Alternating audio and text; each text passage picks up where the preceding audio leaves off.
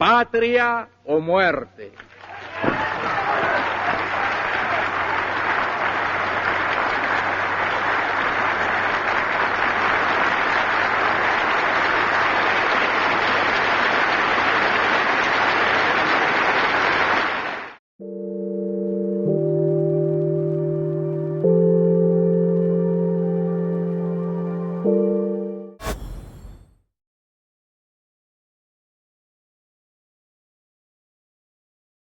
Episode 5, The Falling Dominoes.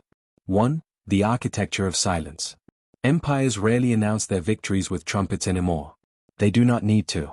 In the 21st century, victory is not a parade through the capital with the defeated king in chains. It is something far more insidious, far harder to photograph, and infinitely harder to resist. They allow the world to normalize them. By the time the headlines stop screaming, the outcome is already irreversible.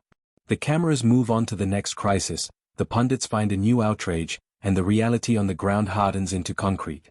This is how dominoes fall in the modern age, not with a sudden, chaotic collapse that brings people into the streets, but with the quiet, rhythmic thud of administrative acceptance. Borders are not erased in a single stroke of a red pen. They are made irrelevant. They are dissolved by dependency, eroded by exhaustion, and buried under the sheer weight of delayed reaction. A customs union here. A shared energy grid there. A security partnership that places foreign advisors in the defense ministry. The world calls this stability. The historians of the future will call it digestion. History repeats not because people forget, but because systems reward forgetting. It is easier to accept the new reality than to fight a war you have already lost mathematically. After the hemispheric gamble in Latin America, after the cold calculations of the Arctic, after the quiet admission in the chancelleries of Europe that sovereignty had become conditional, the map began to shift. It did not shift everywhere at once. It shifted selectively, like a building whose foundation has rotted, causing floors to sag one by one. 2. The loudest domino. Ukraine was not the first domino. It was simply the loudest. For years, the conflict in the East was framed as a struggle for freedom, a battle between the values of the West and the revanchism of the East. But in the cold light of the new imperial age, Ukraine's significance was never only territorial. It was symbolic. It represented the final, stress-tested experiment. Could post-Cold War Europe defend a border without American escalation? Could the European Union, a giant economic engine, translate its wealth into hard power? The answer, delivered in fire and freezing mud, was no. What followed was not merely the loss of land. Land can be regained. Borders can be shifted back. What was lost was something far more difficult to reconstruct: confidence. Europe discovered something it had avoided confronting for decades, hidden behind the shield of NATO and the comfort of its welfare states. It discovered that it was no longer a strategic actor. It was a strategic environment. It was a place where things happened, not a force that made things happen. It was a battlefield, a market, a museum, but not a player. The Ukraine war taught Moscow something crucial. It did not teach them that war was easy, the casualties were horrific, the incompetence staggering. But it taught them that war was possible. It taught the Kremlin that sanctions hurt. Yes, they stripped the luxury goods from the shelves and complicated the banking sector, but they did not kill. A nation can survive without Parmesan cheese and iPhones. It cannot survive without security. It taught them that outrage follows a half-life. It fades faster than territory changes hands. The world gets bored. The protesters go home. The news cycle spins. But the tank traps remain. It taught them that escalation ladders are steeper in theory than in practice. The West talked of red lines, but when pushed, it sought off-ramps. Most importantly, it taught Russia that time was on its side. Demographics are destiny, analysts love to say. But so is fatigue. Europe aged. Its populations grew older, more risk-averse, more concerned with pensions than with power projection. Russia endured. And endurance, in imperial systems, is a form of power. The ability to suffer more than your enemy is a strategic asset as potent as an aircraft carrier. 3. The weaponization of winter. The next domino was not taken by tanks rolling across a frontier. It was taken by contracts signed in quiet boardrooms in Vienna, Berlin, and Budapest. Energy agreements that rewired dependency. Infrastructure projects that locked in reliance for decades. Security arrangements that quietly replaced autonomy with interoperability. Eastern Europe did not fall. It leaned. It leaned like a tree in a prevailing wind, bending toward the source of its energy and the source of its fear. Governments that once spoke loudly of resistance began to speak of pragmatism. They began to argue that geography could not be ignored. Western Europe did not surrender. It delayed. Europe-Russia relations became a study in managed vulnerability. Each winter became a negotiation. Each drop in temperature was a reminder of who held the valves. Each election became a stress test. Would the populists win? Would the coalition fracture? Would the resolve hold for one more season? Each crisis revealed how thin the margin had become. The continent was living paycheck to paycheck, strategically speaking. 4. The weight of silence. Meanwhile, half a world away, China watched. And learned. Beijing saw the messiness of the Russian approach, the blood, the mud, the global condemnation, and decided on a different path. China does not push dominoes. It weights them. Taiwan, unlike Ukraine, is not contiguous territory. It sits across 100 miles of rough ocean. It cannot be absorbed quietly by little green men. Any overt move, any amphibious landing, risks open conflict with the United States and a collapse of the global economy. So China applies pressure differently. It does not use a hammer, it uses a vice. Supply chains were rerouted.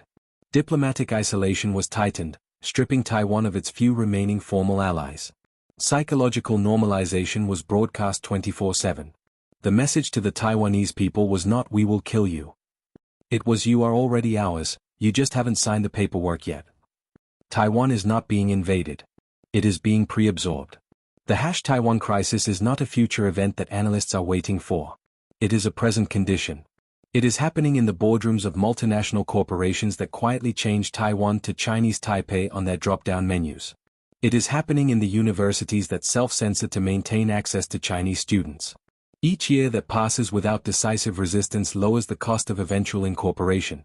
Each multinational that adapts to one China policies internalizes the outcome before it happens. This is how empires win without firing a shot. They create a reality where resistance seems not heroic, but merely inefficient. 5. The encirclement of civilization.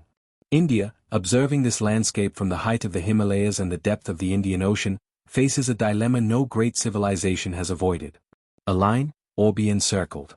India's demographic mass gives it potential power, soon it will be the most populous nation on earth. But its internal fragmentation, the chaotic, vibrant, messy democracy, limits its execution. It looks north and sees Chinese roads cutting through the Himalayas. It looks west and sees Chinese ports in Pakistan. It looks south and sees Chinese infrastructure in Sri Lanka. Surrounded by the string of pearls, India begins to drift. Not toward alliance, India is too proud, too historically independent for that. But toward accommodation. Not friendship. Coexistence under pressure. China-India relations become less about rivalry and more about inevitability. The tone shifts from confrontation to management. In Washington, this is read as betrayal. Why won't the world's largest democracy stand with us? The pundits ask. In Beijing, it is read as maturation. The Indians are finally understanding their place in the Asian century. In reality, it is structural gravity. Mass attracts mass. The dominoes continue to fall, not because anyone wants them to. No one wants to lose their sovereignty. But standing alone becomes unsustainable. 6. The clarity of the abandoned. Latin America watches this with a mix of déjà vu and dread. They remember the Cold War coups, the interventions, the feeling of being a chessboard for giants. Africa watches with clarity. They have no illusions about the benevolence of great powers. Both continents recognize the pattern because they have lived inside it before. Fragmentation invites intervention. If you are small and divided, you are lunch. Dependency invites control. If you cannot feed yourself or fuel yourself, you are not free. Delay invites irrelevance. If you wait for the world to be fair, you will cease to exist. Global shift is not about ideology. It doesn't matter if you are a democracy, a dictatorship, or a monarchy. It is about scale. Small and medium powers are discovering a brutal truth, one that shakes the foundations of the United Nations Charter. You can no longer survive by being right. You survive by being large enough to matter. This is why alliances begin to feel insufficient. NATO, the EU, trade blocs, these were designed for a world where the rules were mostly respected. They were designed for fair weather. In an imperial world, they become scaffolding without a foundation. They look impressive, but they cannot hold the weight of the storm. And then comes the quiet, devastating realization. It ripples through the ministries of foreign affairs in Brasilia, in Abuja, in Madrid. There will be no cavalry. The United States is overstretched, paralyzed by its own internal divisions and global commitments. Russia is revisionist, burning the house down to keep warm. China is patient, waiting for the apples to rot and fall. No one is coming to save anyone else. 7. The fusion strategy. This is the moment when history bifurcates. Some states double down on nationalism, hoping identity will substitute for power. They wave flags harder, shout louder, and build higher walls. Others dissolve internally, fracturing into warlordism or becoming client states. But a few begin to think differently. They stop asking how to defend their borders. They ask how to eliminate the need for borders. This is where the forgotten past becomes relevant again. Not as nostalgia. Nostalgia is poison. But as precedent. Because there was once a political structure that connected Europe, Africa, and Latin America not as rivals, but as components. A structure that operated across oceans, not land borders. A system that proved continuity could survive distance. The Portuguese ultramarine world was not benevolent. Let us be clear, it was exploitative. It was violent. It was hierarchical. It trafficked in human misery. But it demonstrated something crucial, something technical that the modern world has forgotten. That transcontinental governance is possible. That shared language, law, and administration can bind continents more effectively than armies. That oceans can connect more reliably than borders divide. This idea, long dismissed as colonial residue, begins to resurface. It does not appear in the imperial capitals of Washington, Moscow, or Beijing. They are too obsessed with land. It appears among those facing extinction. Africa sees in it a chance to escape perpetual extraction, a way to become a partner rather than a mine. Latin America sees a way to resist hemispheric absorption by the North. Southern Europe sees relevance restored, a way to escape the retirement home of the EU. 3 regions, each insufficient alone. Together, something else. Something massive. 8. The falling inward. Collapse of empires always begins with overconfidence. The existing empires believe the dominoes are falling in their favor. Washington thinks it can contain. Moscow thinks it can disrupt. Beijing thinks it can absorb. They believe the game is already won. They are wrong. Because dominoes do not only fall forward. Sometimes they fall inward. And sometimes, instead of collapsing into nothing, they collapse into something new. They fuse. Somewhere, negotiations are beginning that will never make headlines. In encrypted chats, in private villas in Lisbon and Luanda and Salvador. Somewhere, diplomats are speaking in shared tongues long treated as relics. The Lusophone world, the Atlantic world, is waking up. Somewhere, a woman is watching the dominoes fall. She is not watching with fear. She is watching with the precision of an engineer. Because she understands what the empires do not. That the falling of dominoes does not only signal the end of the old order. It creates the conditions for an order that has never existed before. The next move will not be a conquest. It will be a fusion. The empires are playing Risk. She is playing 3-dimensional chess. And she is about to clear the board.